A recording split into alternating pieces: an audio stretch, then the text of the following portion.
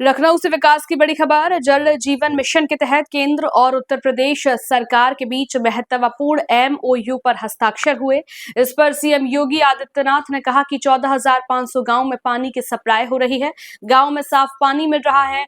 हर घर नल से जल पहुंचा रहे हैं। हर घर में शुद्ध पेयजल की आपूर्ति हो रही है। साफ पानी पीकर लोग बीमारियों से बचे रहेंगे। केंद्र और राज्य सरकार मिलकर इस क्रांतिकारी योजना को साकार कर रहे हैं। योगी ने विशेष रूप से बुंदेलखंड का जिक्र किया, जहां योजना सबसे सफल साबित हुई। पहले पानी की किल्लत से जूझने वाले क्षेत्रों में अब हर घर नल जुड़ा है। एमओयू से योजना को नई गति मिलेगी। पाइपलाइन विस्तार और वाटर ट्रीटमेंट प्लांट्स बढ़ेंगे। ग्रामीण महिलाओं को सबसे ज्यादा लाभ हो रहा है, जो अब दूर पंप पर निर्भर नहीं। यूपी देश का अग्रणी राज्य बन गया है। कि खुले में शौच और अशुद्ध पेयजल के कारण ये मौतें हो रही हैं। आज जल जीवन मिशन के तहत जब उन गांवों में शुद्ध पेयजल की उपलब्धता हुई और हर घर में शौचालय बने,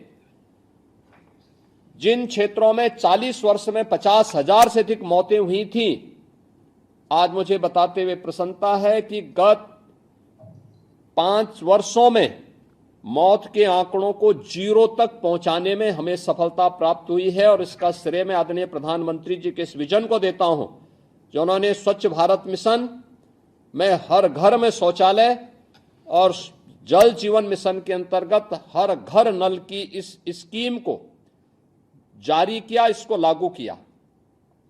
दूसरा, उत्तर प्रदेश में स्कीम लागू होने के साथ ही हम लोगों ने जो भी कार्यदायी संस्था और कॉन्ट्रैक्टर थे, उनको इस बात के लिए सुनिश्चित किया कि हम लोग 10 वर्ष तक कार्य के कंप्लीशन के बाद 10 वर्ष तक इसके रख रखाव की जवाबदेही भी उनके साथ करेंगे।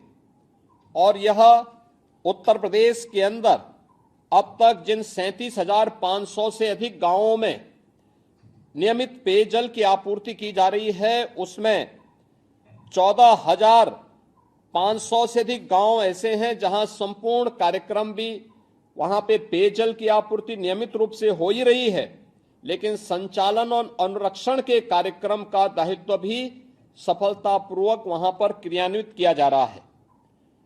आदरणीय प्रधानमंत्री जी ने एक अन्य बात के लिए कहा था कि हर प्राथमिक विद्यालय, हमें विद्यालयों में ड्रॉप आउट रेट को देखना चाहिए। और अक्सर ये मान्यता होती थी कि ड्रॉप आउट रेट का कारण स्कूल दूर होने के कारण बालिकाएं ज्यादा छोड़ रही हैं। हम लोग इस बात को मानते थे कि नहीं, ये कारण नहीं हो सकता है। और हम लोगों ने सारे डाटा इकट्ठा किए। इकट्ठा करने के बाद जब हम इस निष्कर्ष पर पहुंचे तो हमें लगा कि नहीं, ड्रॉप आउट रेट का कारण उन विद्यालयों में बालक बालिकाओं के लिए अलग अलग टॉयलेट का अभाव और शुद्ध पेयजल की आपूर्ति न होना है। ये दोनों उत्तर प्रदेश के अंदर अकेले बेसिक शिक्षा परिषद के 1,56,000 से अधिक विद्यालयों में और आंगनबाड़ी के भी 1,56,000 से अधिक आंगनबाड़ी केंद्रों में आज के दिन पर अलग अलग बालक और बालिकाओं के लिए टॉयलेट बने हैं। शुद्ध पेयजल की आपूर्ति आज के दिन पर इन सभी संस्थानों में भी उपलब्ध कराई जा रही है और ड्रॉप आउट रेट को हम 0 तक पहुंचाने में इसके माध्यम से हमें सफलता प्राप्त हुई है। ये आंकड़े बताते हैं कि ये परिणाम आज उत्तर प्रदेश के अंदर स्वास्थ्य के क्षेत्र में और शिक्षा के क्षेत्र में जो किसी भी व्यवस्था की एक महत्वपूर्ण कड़ी होती है, वो अत्यंत महत्वपूर्ण है। उत्तर प्रदेश के अंदर हम लोगों की प्रारंभ में ये मान्यता थी कि हम केवल बुंदेलखंड और बिंद क्षेत्र, जहां पर जल का अभाव है, बुंदेलखंड के सूखे में और बिंद के क्षेत्र के पठारी क्षेत्र में केवल ये स्कीम लागू होनी चाहिए। और थर्ड फेज में हम लोग इस बात के लिए तैयार थे कि हम लोग जैसे गंगा के तटवर्ती क्षेत्रों में आर्सेनिक से जुड़े हुए क्षेत्र हैं, बलिया से लेकर के प्रयागराज तक, यमुना से जुड़े हुए क्षेत्र में प्रयागराज से लेकर के मथुरा तक, इस बेल्ट में फ्लोराइड के कारण तमाम प्रकार की समस्याएं खड़ी हो रही थी। थर्ड फेज में हम उन क्षेत्रों को लेना चाहते थे, लेकिन 2023 में भारत सरकार ने इसके बारे में कहा कि नहीं, किसी भी स्थिति में हमारा प्रयास होना चाहिए कि पेयजल की स्कीम के अंतर्गत एक साथ उन सभी गांवों को लिया जाए जहां पे पेयजल की सुविधा नहीं उपलब्ध, अब तक पाइप पेयजल की स्कीम नहीं है, और इसी के तहत 85,000 से अधिक राजस्व गांवों को उसके साथ जोड़ा गया है, जिसमें सफलतापूर्वक सारी स्कीम क्रियान्वित हुई है।